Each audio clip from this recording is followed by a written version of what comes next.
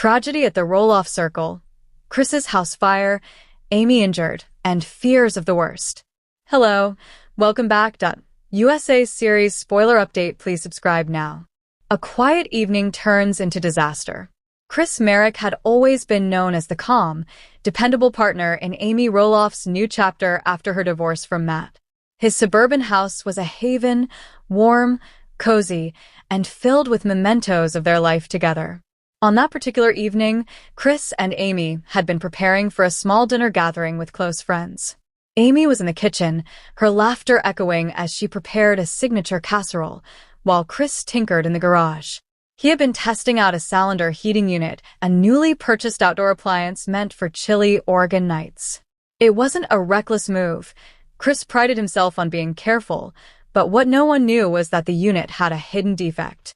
At 6:48 p.m., neighbors heard a boom. The cylinder's gas valve ruptured, sparking a sudden explosion in the garage. Flames surged upward instantly, engulfing the storage shelves and racing toward the kitchen where Amy stood.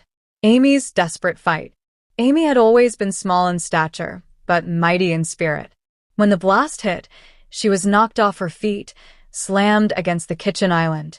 Her hands burned as she tried to crawl toward the exit, but falling debris blocked her path. Smoke thickened fast, and the heat was unbearable. Chris, stunned from the initial blast, rushed toward the house, shouting Amy's name. Flames licked the door frames.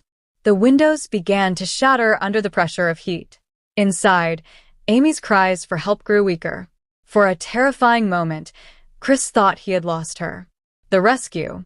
Neighbors dialed 911, and the sound of sirens pierced the Oregon evening.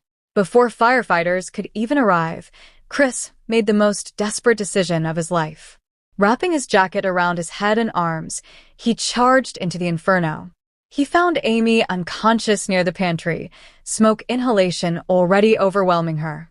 Lifting her into his arms, Chris stumbled back through the collapsing hallway just as firefighters burst in. Together, they managed to get Amy outside, her face soot-streaked, her breathing shallow. Paramedics rushed her onto a stretcher.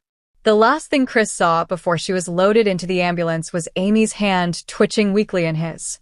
The hospital vigil. The Roloff family gathered at St. Vincent's Hospital in Portland. Zach, Tori, Jeremy, and Audrey arrived first, their faces etched with shock. Even Matt, despite his long and often complicated history with Amy, drove straight from the farm, his eyes heavy with regret.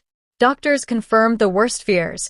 Amy had suffered severe smoke inhalation, second-degree burns on her arms and face, and a dangerous concussion from falling debris. She was placed in the ICU, unconscious and on oxygen support. Fans online lit up forums and social media. Please tell me Amy is going to make it. The Roloffs have been through so much already. This is heartbreaking. But the question that no one could answer lingered like the smoke that had destroyed Chris's home. Would Amy survive the night? The aftermath of the fire.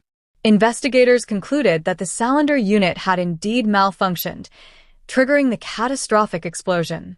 Chris's garage and much of the home were left in ruins, charred black and unrecognizable.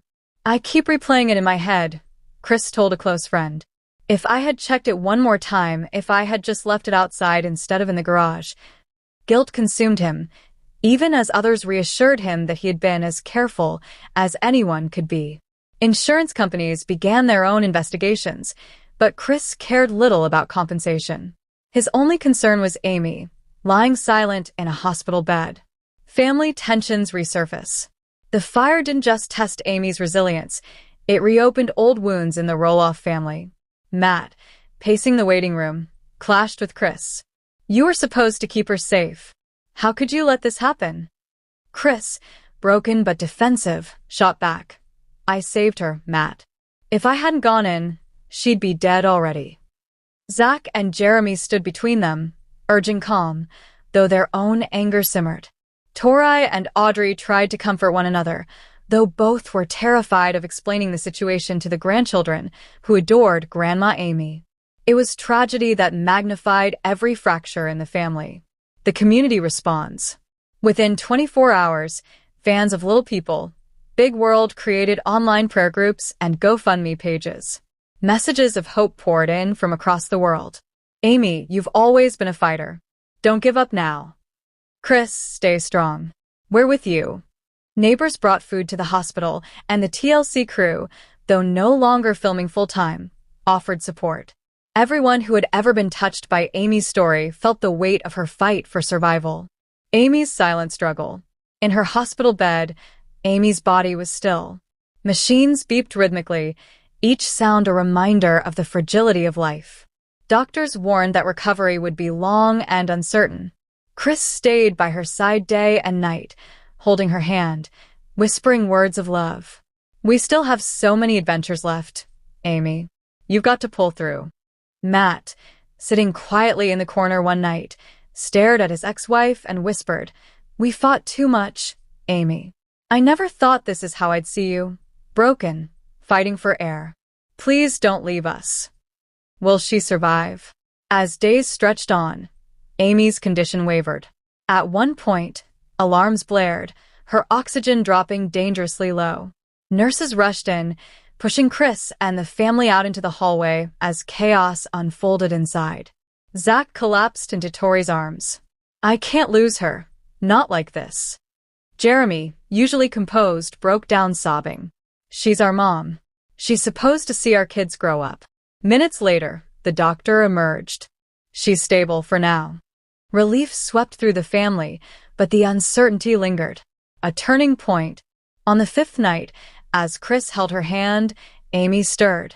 Her eyes fluttered open, unfocused but alive. "Chris," she whispered, her voice raspy. Tears streamed down his face. "I'm here, Amy. You made it." The family rushed in, surrounding her with love. Though her recovery would take months, the miracle had happened. Amy was alive. A family forever changed. The fire destroyed Chris's house, left Amy with scars, and nearly tore the Roloff family apart.